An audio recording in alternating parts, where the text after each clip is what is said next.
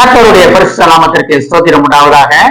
இந்த ஜீவ வார்த்தை நிகழ்ச்சியை கேட்டுக்கொண்டிருக்கும் அனைவரையும் கர்த்தருடைய பரிசுத்த நாமத்தினால் வாழ்த்துகிறேன், ஆசீர்வதிக்கிறேன்.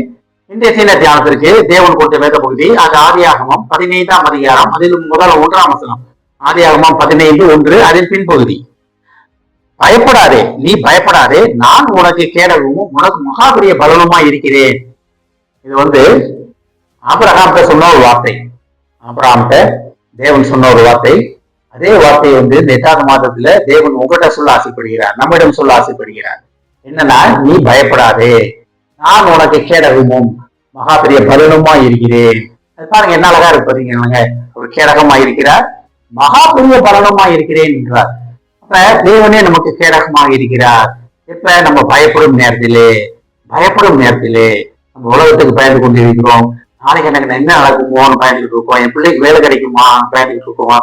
என் பிள்ளைகளுக்கு நல்ல கல்யாணம் நடக்கணுமே, நல்ல மருமகன் வரணுமே, நல்ல மருமகள் வரணுமே, அவங்க வாழ்க்கையை நல்லா இருக்கணுமே, என் பிள்ளை நல்லா படிக்கணுமே, வயதான காலத்துல நீ யாரு பாப்பா, எனக்கு இன்னும் ஒரு சொந்த வீடு இல்லையே, எனக்கு ஒழுங்கா பிசினஸ் ஓடலையே, எந்த பிசினஸ் பண்ணாலும் எனக்கு நட்டமாகுது, எந்த வேலைக்கு போனாலும் என்னால அங்க நிக்க முடியலையே அப்படின்னு உலக ரீதியான பயங்கள் நிறைய இருக்கு. உடல் நல குறைச்சல், அடிக்கடி ஒரு சில பாத்தீங்கன்னா ஏதாச்சும் நடந்துகிட்டே இருக்கும். அந்த மாதிரி பயம் வந்துகிட்டே இருக்கு. இது எதனால நாங்கள் கேட்டுக்கொண்டே இருக்கோம். ஆனா அப்படி இருக்க நமக்கு தேவன் இன்னைக்கு என்ன சொல்றாரு பாருங்க, நீங்கள் பயப்படாதீர்கள், நீ பயப்படாதே.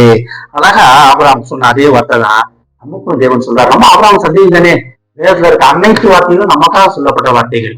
ஒருவேளை ஆபிரகாம் சொல்லியிருந்தாலும் அதை சுதந்திரத்துக் கொள்ள வேண்டிய பொறுப்பு நம்மிடத்தில் கொடுக்கப்பட்டு இருக்கிறது. அப்ப பாய்ந்து கொண்டிருக்கிற தேவ பிள்ளைகளே, தேவன் நமக்கு சொல்ற ஒரு வார்த்தை என்னன்னா, நீங்கள் பயப்படாதீங்க.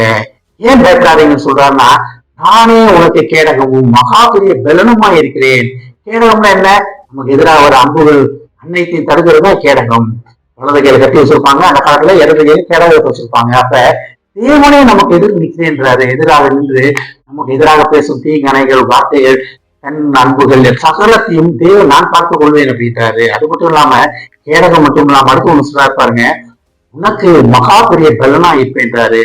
தேவ பலத்தால் நிரப்பப்பட போறீங்க நீங்க. இந்த 8ஆவது மாதத்துல தேவனே உங்களுக்காக யுத்தம் செய்ய போகிறார். அண்ணாக்கா சொல்றாரு, நீ பயப்படாத, நான் உனக்காக செய்யறேன், எல்லாத்தையும் நான் உனக்காக யுத்தம் செய்கிறேன் அப்படின்னு தேவன் கூட சொல்ல ஆசைப்படுகிறார்.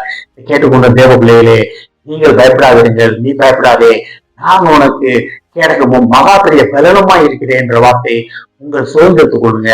அதை திருப்பி சொல்லி அதை சுதந்திரத்துக்குள்ள கர்த்தர் நம்ம அழைக்கிறார். அழைத்த ஒரு உண்மையுள்ளவர். ஆமென். ஜெபிப்போம்.